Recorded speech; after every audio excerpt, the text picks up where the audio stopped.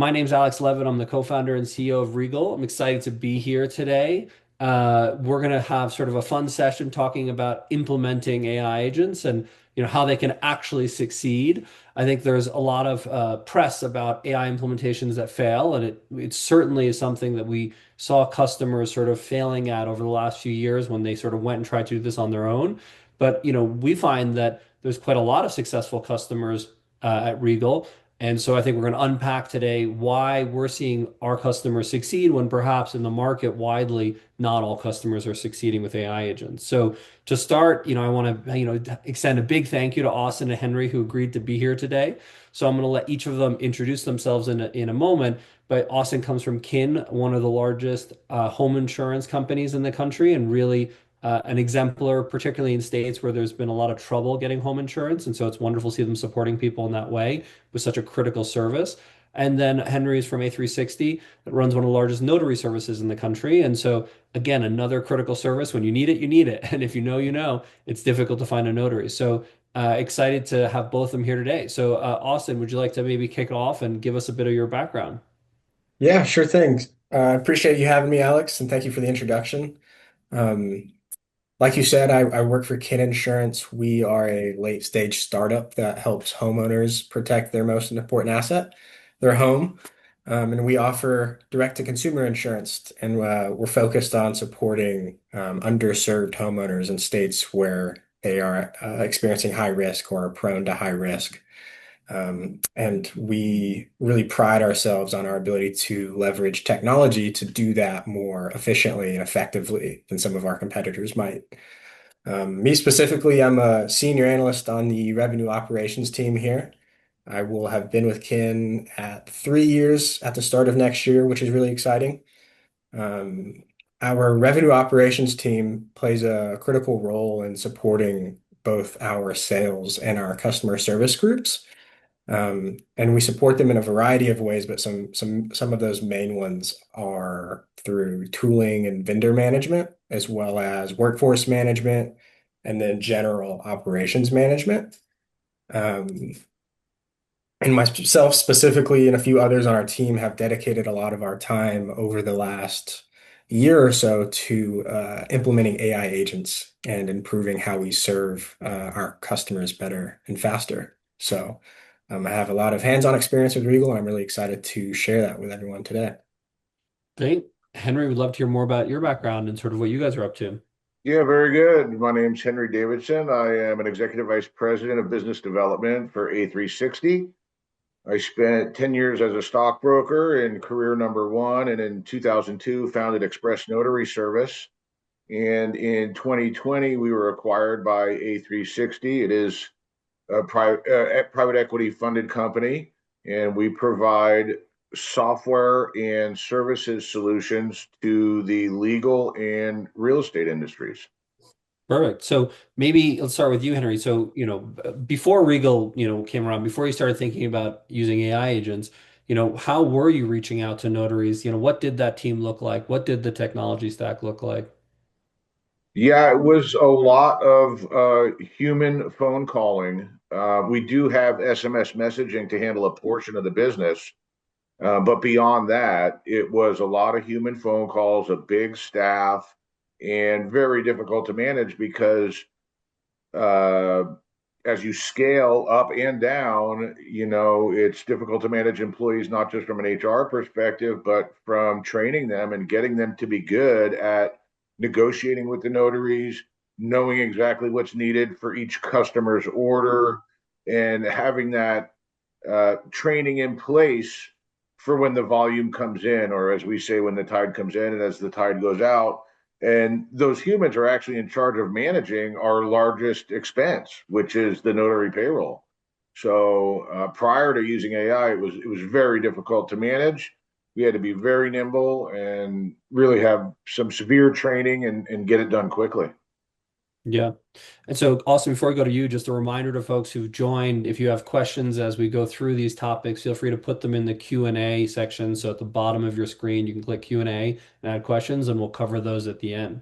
So, Austin, I guess can you tell us a little bit more about how you guys were doing sort of your outreach and in sort of inbound and how you guys were doing this before Regal? Yeah, so before using Regal, we did it similar to kind of how Henry talked about. We relied historically on human representatives for all of our customer interactions and communications. And we did that over several different channels, both digital, so think web chat, SMS, email, and then we do the bulk of our volume through phone channels, so calling in, calling out, but historically all human representatives. And what were, so what were sort of your, I mean, I used to run a 3,000 person contact center. And so I like feel the pain of like what you guys are going through every day. And, from my side, I'd say there were two things that were difficult. One was, just like constant the constant hiring and coaching. It just never ended. It wasn't like you could say it once and then people would just do it. It was an endless sort of operation to make sure people sort of were doing the things that we wanted them to do. And then the other piece that I always struggle with was change management. So let's say, I don't know, we came out with something new. The process of getting everybody in the contact center to understand that there was something new was like a 2 month thing. It was not like I could snap my fingers and say, now everybody has this knowledge. It was really very difficult. But what were some of the things I guess you guys struggle with, Austin? Yeah, similar things for sure. We face really two primary challenges that are somewhat interconnected, and it touches on what you just talked about. The first being workforce management, and that's a huge umbrella term. There's so much that falls under that, but there's things like schedule management for all of your representatives, schedule changes, process management, determining appropriate occupancy levels, utilization levels. Change management's a huge one. And that's not necessarily unique to call center environments. That's something that applies to everybody in all of their lives, but it's just another challenge that our workforce management team has to face. And as our business scales and as our customer base scales, that challenge scales as well. And then the second challenge, the big challenge is how do we ensure across all of our customer interactions a consistent level of quality? And how do we ensure that our standards are being met and that we are accurately presenting information to all of our customers? Yeah. Um, So talk maybe a bit more about that. Like, how did that impact your customers? Like, what were the sort of experiences that you guys saw that maybe weren't what you were hoping the customer experience to be? yeah, I mean, we really pride ourselves on the ability to serve our customers quickly and serve them fast. And when you think about workforce management, you're answering the question of how do I make sure that I have an agent available to handle those questions and reduce the wait time for the sake of our customers. And then on a quality standpoint, how do I ensure that the customers are getting good information, the correct information, and the most important information that they need at any given time? Yeah. So I guess Henry, same question to you. Like, what was the straw that broke the camel's back, so to speak? Like, at what point did you say, well, you know, our customers need more, or we need something different to be able to get to where we want to go? Yeah, it was a lot having to do with managing capacity, um, and begging staff to stay overtime, and really morale was down because of the repetitive nature of the work, and then that coupled with having to meet customer specific service level standards and Mm. get that throughout the organization was just difficult. And then, so I don't know if it necessarily broke the camel's back, but in hearing about AI over the last couple of years, I just thought I need to find we have to do something different. Because Okay. if the business continues to grow as we want to grow it, this is just going to become very difficult to manage. I don't want to say unmanageable, but very difficult to manage. And I thought there's got to be a better way. Yeah. So let's go back. Maybe, ChatGPT comes out, everyone starts getting excited about the potential for finally there to be a solution which could automate some of these voice interactions in a way that is more human and not as robotic. A lot of companies made the decision to try to go it on their own at the beginning. So as you guys were thinking about, do you build it on your own, on top of OpenAI, or do you work with a vendor? Like maybe start with you, Henry. How did you think about that build versus buy decision? Yeah, we did. We did do some research on that, and A360 has quite a large IT and dev team actually to help us with that. But the more you dig into it, first off, there's not too many IT or dev teams out there that have capacity. Everyone, has a waiting list. when it comes to that. It seems like, at least in our industries and businesses and clients that we deal with. But secondly, you really need to be kind of an expert in it. It's not something you can just jump into. And so when you look to hire someone that is an expert in it, it's very expensive to get into and takes a long time to get it right. And so we really wanted something that we could get to market quickly, without a lot of upfront cost and time invested. And we didn't want to waste a year or two in trying to make a run at it on our own. And so that led us to looking at companies like Regal. Yeah. And Austin, as you guys were going through this and you were sort of making this build versus buy decision, like how did you think about it? And then what were you looking for when you did decide you wanted to work with a vendor? Yeah, Henry touched on some important points there. I mean, AI is a rapidly developing technology. It requires substantial investment in both time and resources to maintain this leading edge on it and use it effectively. And while Kin or any org could undertake that commitment, an external solution just allows us and offers us greater flexibility to leverage your specialized professionals who are already dedicated to mastering this technology, and then enables our team to remain laser focused on our number one priority, which is our customers at the end of the day.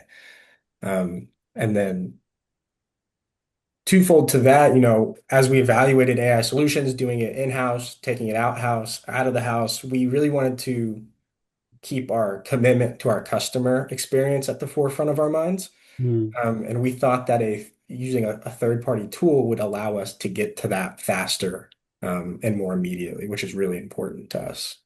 Makes sense. And when I talk to folks, I think when they're first evaluating AI, their head explodes and they go, I saw a market map with, 500 vendors on it. Like, how am I ever going to know what's, the difference between these vendors?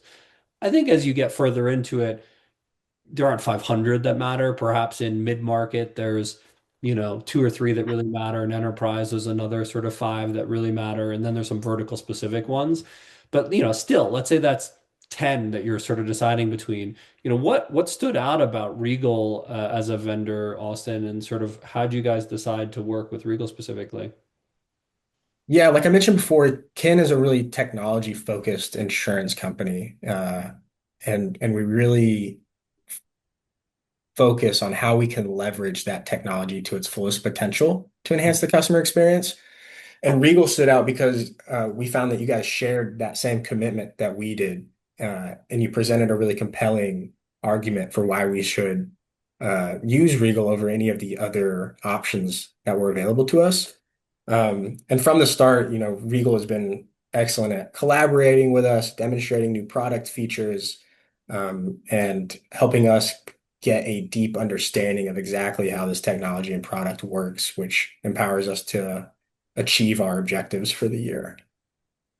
Yeah, and I know, one of the fun parts to your point is that, Kin's been a great partner to us, where when you have sort of two companies that are so sort of dedicated to supporting customer outcomes and, using technology really to its fullest to get that, I think a lot of fun things can happen. And so I know our team has a great time working with your team because it, allows us to go bring this technology to life for customers and really create these experiences that weren't possible before.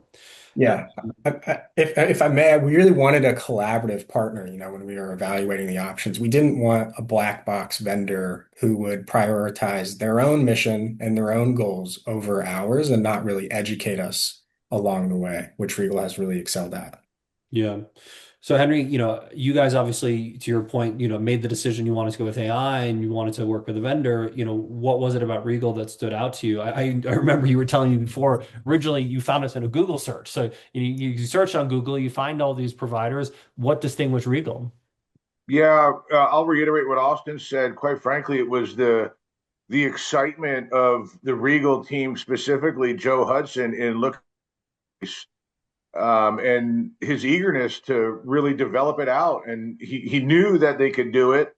And he really was excited about the opportunity to work with us, as opposed to some of the others were more like a black box solution that you could tell just weren't going to be as flexible or as quick to market as what Regal expressed to us from call number one with Joe, and then obviously subsequently with Vibhav and Shubham and Joe's team and getting our agent developed to where we wanted it to be, I could tell from the very first call or two that Regal was going to be a great partner in wanting the feedback, taking the criticism, taking the good stuff, fine tuning the agent, refining the agent, and really getting it to a spot where we needed it to be because it is a very kind of specific use case in negotiation with the notary community.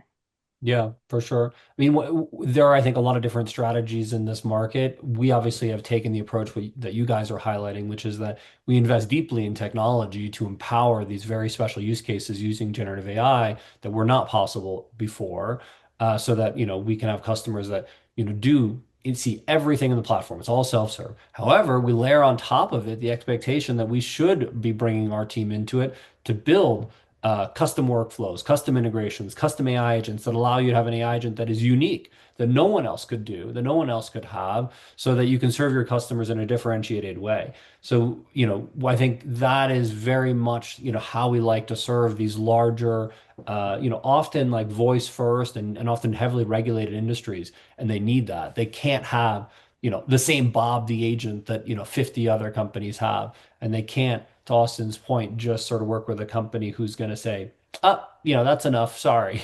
That's not the expectation of our clients. The expectation is we help them achieve an outcome. And that's not sort of a technology benchmark that we're trying to reach. We're trying to reach a business outcome, which is important to them. So let's talk a bit about implementation to this. So I guess, start with you, Henry. Like, you have this first call and you start going, okay, maybe these guys know what they're talking about. Like, what was that process like? Like, what was involved in actually, getting the implementation done, building the agent, testing the agent, integrating with your systems? Yeah, it was pretty easy. I mean, it was a very collaborative effort. After my first phone call with Joe Hudson, I sent over our scripts that we have for our schedulers. Mm, And within a day, he sent me an email, said, call this number, try it out. And I was shocked. I couldn't believe that there was already an agent up and running. But then, as we progressed through the relationship, we would have a weekly call scheduled. And we've must have made, I don't know, at least 35 to 50 changes on the agent from, I'll call it our base script that we provided in the very beginning, where we would want to change the fee range or the number of redirects she would do, or the way she would answer, or the way she would close a call, all sorts of different things that as we learn more and as Regal learn more, they would provide um, solutions to things that we were concerned about as well. Um, so I would email in between the weekly calls like, hey, can we change this from just hanging up to reconfirming the appointment day and time and the fee before she hangs up. And the next morning I'd have an email, hey, that's been implemented, check it out, make sure it's working, listen to it. And so we started in the beginning, I'll call it manually assigning our AI agent to an order to call on. And as we progressed, we made a whole bunch of changes collaboratively with Regal. mm, And then we got to a point where now she just auto starts and calls these orders mm. whenever they're ready to be called on, you know. Yeah, By, so let's talk a bit about, your use case is one that I think surprises people that we use AI for, in that, they're not just engaging with customers, they're actually negotiating. So can you talk a bit about that process of like, did you think an AI agent could negotiate? And, what surprised you as you sort of started seeing what the agent was doing? Well, I question that. I didn't know if an AI agent could do it, and that was another reason why I wanted to work with Regal because they knew they could do it. It was just a matter of getting the scripting down and getting more feedback from us on exactly what they wanted, what we wanted the agent to say and how to say it and what to do. So I was shocked. I'm still shocked. She's our best employee, and she takes all the hardest work from the employees. So the morale is up because she's doing all the hard work for our employees.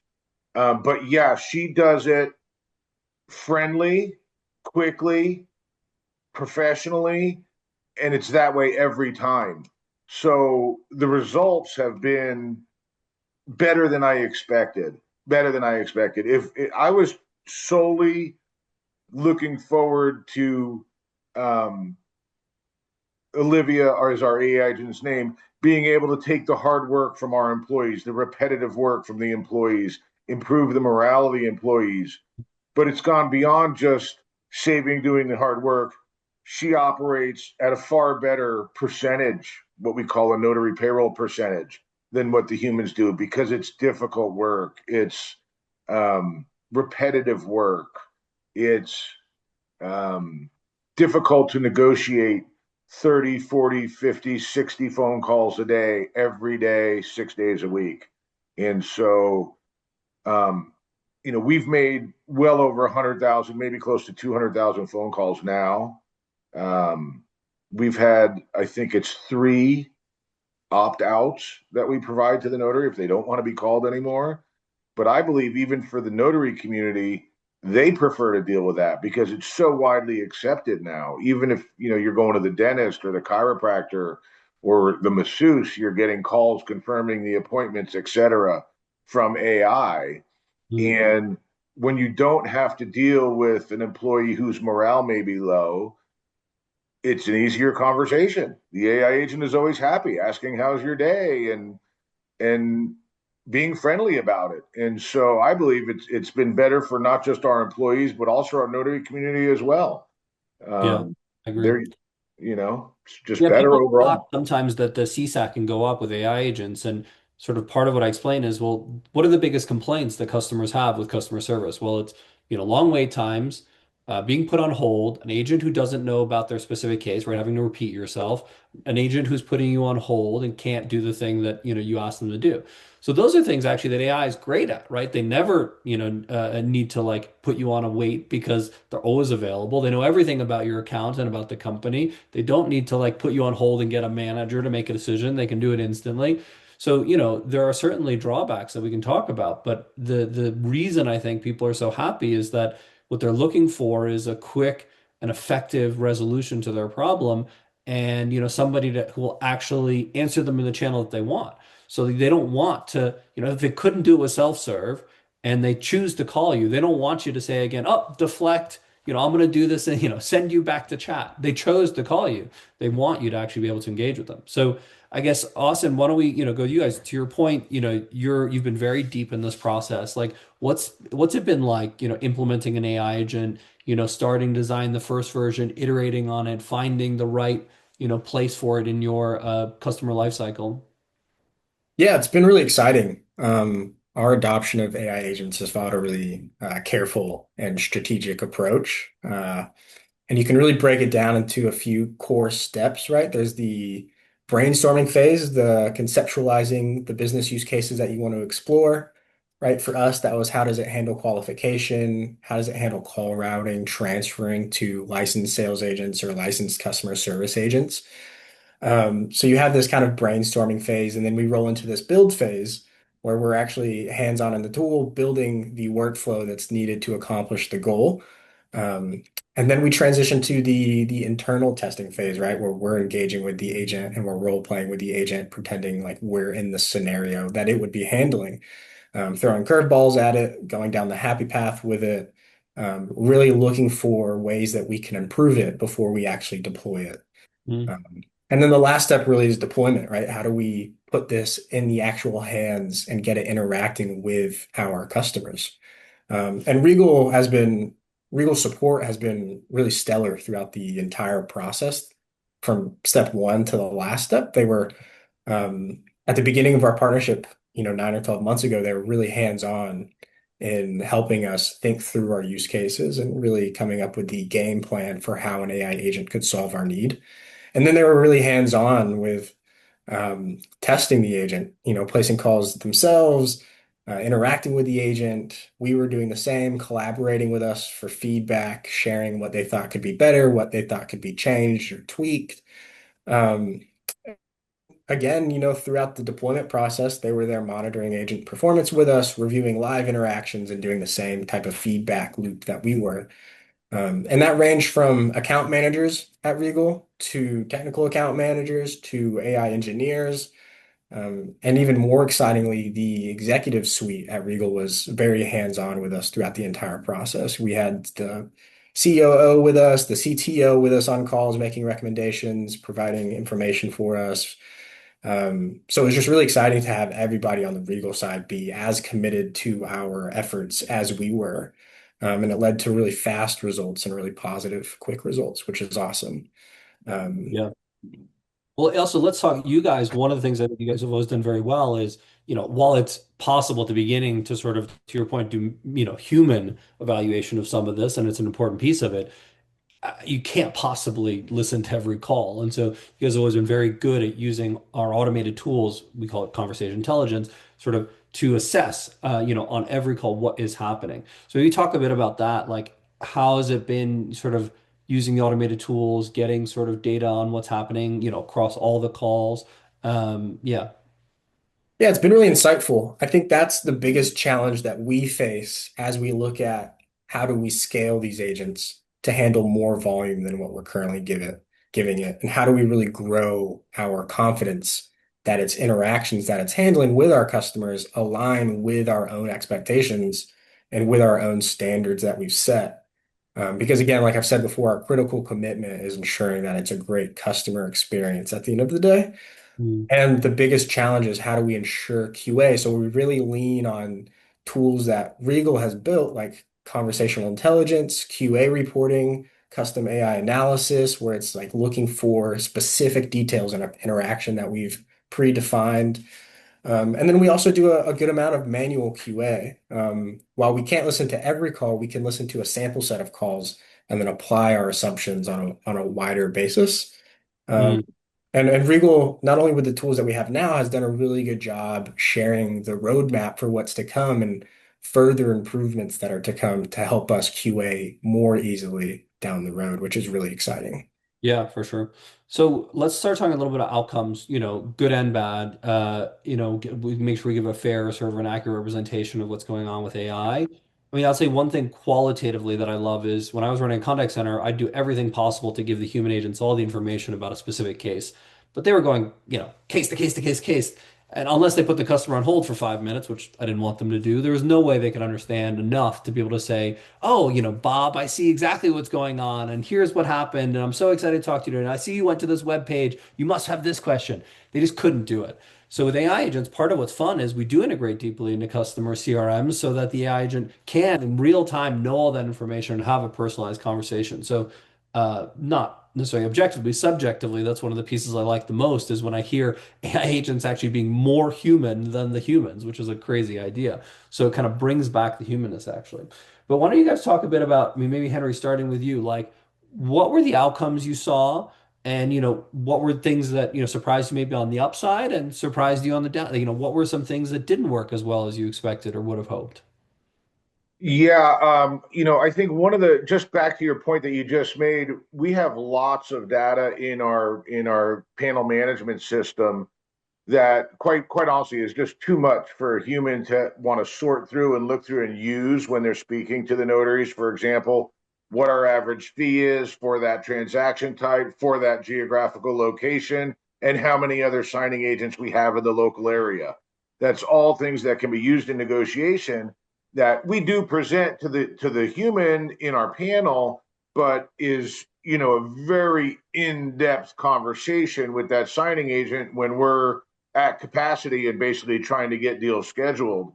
So having our agent Olivia have all that knowledge at her fingertips is just fabulous. And that's one of the things that we worked into the scripting where she can tell the person that she's on the phone with, basically informing them of the market dynamics in their local area for those transaction types, which is very helpful to both parties. So everyone's fully informed of what the marketplace is in their area for, say, San Antonio or Mm. for Manhattan. And so they'll know. One of the biggest hurdles we had when I first when we got our first iteration of the AI agent, and I got all super excited, I called together our managers and I played the agent for them. And the initial reaction was just stunned silence for about 30 seconds. And then after that was, so are we letting people go? And so getting buy off from our internal team that no, this was not going to cause anybody to be laid off. This was simply going to help people to do their job better in scheduling and collecting what we call bids or quotes from signing agents around the country for what the fees are that they would want to perform those signings. And so that was one of our biggest hurdles, the pain point, I'll call it, with working with Regal, was really convincing our internal staff that this was going to be a great thing. That being said, however, within a few days of actually using the agent on live orders, it became clear to everyone they didn't have to make 50 phone calls to go get 4 bids from the signing agent community in that local area. They could just let Olivia make the phone call and then just look at the 4 bids. And they didn't have to sit there pounding the phone.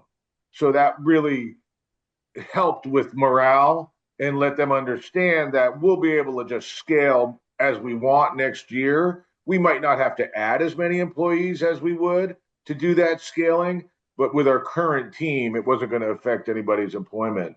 Um, as far as the results actually are concerned, the results have been very good. Um, she makes as many phone calls as our entire human staff for about 20% of the cost. So that's just excellent. Really frees people up to do more impactful work than just making phone calls and trying to negotiate and schedule these things. They're now able to make the really hard decisions on some orders and really able to help the notary community and our notary panel with certain requests or modifications to orders that the signers may need, as opposed to more monotonous work. So it's freed them up to do what I'll call more rewarding work. And then behind that, like I said, she does negotiate better. So those are direct results that we see that. There was a question that came in. What exactly is the agent negotiating? If you can give a bit of a detail. Yeah, sure. So we do business nationwide and we sign all different sorts of transactions. So, for example, one may be an insurance form and one may be a refinance loan package. And based on where it is in the country, whether it's in San Antonio or whether it's in Manhattan or Seattle or San Francisco, there's different prices that we negotiate with those agents, because obviously if you're signing something a one-page document, that's less work than to sign a full refinance package. Or if you're signing something off an island off of Washington versus in downtown Phoenix, the island off of Washington is going to be more expensive. You got boat rides and ferry fees and all the other things you have to take into account. So what we feed our agent all of that information, the local marketplace information, our average fees for that transaction type, for that geographic region. And then Olivia then also has the number of signing agents that we have in that local area, and as well as our fee schedule and her negotiating range. So she calls our notary signing agents in that local area and actually negotiates with them to handle that closing for us. Does that Yeah. make sense? Yeah, perfect. So awesome. Maybe can you talk a bit about maybe some things that you think are not there yet with AI, and on the other side, some of the things, good outcomes you guys have seen, so we have a fair and balanced view. Yeah, I mean, in good outcomes, we've seen the customer satisfaction and the customer sentiment remain exceptionally high throughout the whole process, right? It's maybe on 95% of these calls, it's exceptionally well. And on the small 5% that it is, that's just 5% where they're acknowledging they're actually engaging with an AI. And it's not even at that point even negative. Most of the times we find that when they acknowledge it's an AI, um, they're more often continuing the conversation. It's just a simple question that they want the answer to. So that's been great. We've seen improvements across our KPIs. We've seen uh, our wait times get reduced. We've seen our handle times get reduced, which is really positive. And then in terms of where I think it might underperform is, and where we're set back is what I touched on before, which is just how do we scale our QA more effectively so we can just continue to grow and build our confidence in the agent's performance. Cool. Very helpful. So we have about 10 minutes left. So I'm going to transition to some of the questions from the group. If you have more questions, feel free to put them in the chat, or in the Q&A section. I probably will not be able to get through all of them, so we'll have somebody email you back with an answer if we don't get to your question right now. But let's start with we have not talked about compliance yet. So particularly, I come from an environment where there was a lot of outbound calling. How are you guys thinking about compliance, Henry, for, inbound or outbound or regulations around AI agents? Yeah, all of our signing agents that we work with have opted into our panel to receive work from us. So when they do that, they opt in to receive phone calls and text messages from us. So that really doesn't become an issue for us. We're only calling people that want to be in part of our network and want to get jobs in their local area from us. Yeah. And I think that's broadly the approach we endorse, which is, while there are not very strict laws yet, there was obviously a notice of proposed rulemaking around how AI would be treated for TCPA. It has not gotten into law yet.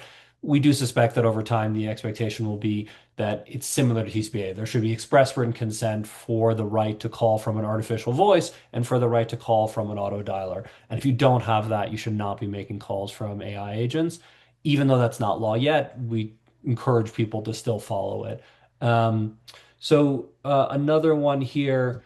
Uh, Here's a specific question, I guess maybe for you, Austin. How good is the AI with capturing names where spellings can be tricky?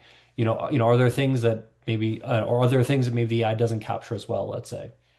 Yeah, I've been actually extremely impressed by the AI's ability to verbally speak difficult or challenging or hard to pronounce names. I listen to a new call every day and I'm just blown away. It's like, wow, it did a better job pronouncing that than I would have. And then in terms of actually capturing it and using it and extracting it from the call, there's some really great features that Regal has that allow us to do that, to instruct the agent for what it should be listening to and what it should be looking for, and then capture that in a structure that we can then work with afterwards. Yeah. So here's another one. So it's particularly framed around the home services space, but there's a concern that I hear sometimes, which is, we're a local business. Customers like that our contact center or our agents are local. So, is this going to take that away? Is it going to cause problems for us? And I heard this recently with it was a huge multinational corporation, but they intentionally put their contact centers in different parts of the country and intentionally had local stores that calls went to because they liked that sort of community vibe and it was part of their brand. So from my side, like the sort of I'll tell before I turn it over to you guys is we had a customer come to us that basically their brand was very warm and nice, and they didn't think an AI agent could do that. And so to just show them, we actually created an AI agent that was intentionally a golden retriever. So we thought, what is the warmest, fuzziest, nicest thing we could create? Let's create a golden retriever.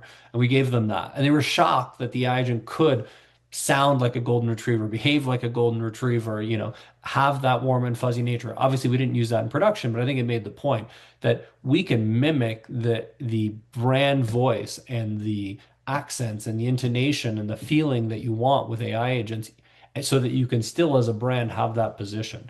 So obviously it actually allows you to go much further than what humans can. Like even if you have a contact center, let's say on the East Coast, that's not really neighborhood vibe, right? With AI agents, you could have a different accent and tone and way of speaking for Boston versus New York versus Miami, right? And everything in between.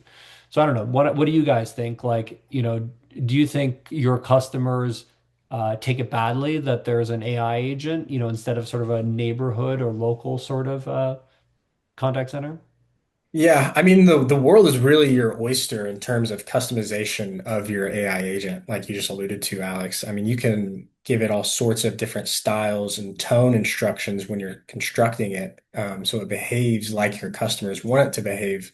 And then you can simultaneously instruct it to be really open and honest with them. So if they ever were to question there's no idea that it might be misleading them or not giving them the most accurate answer.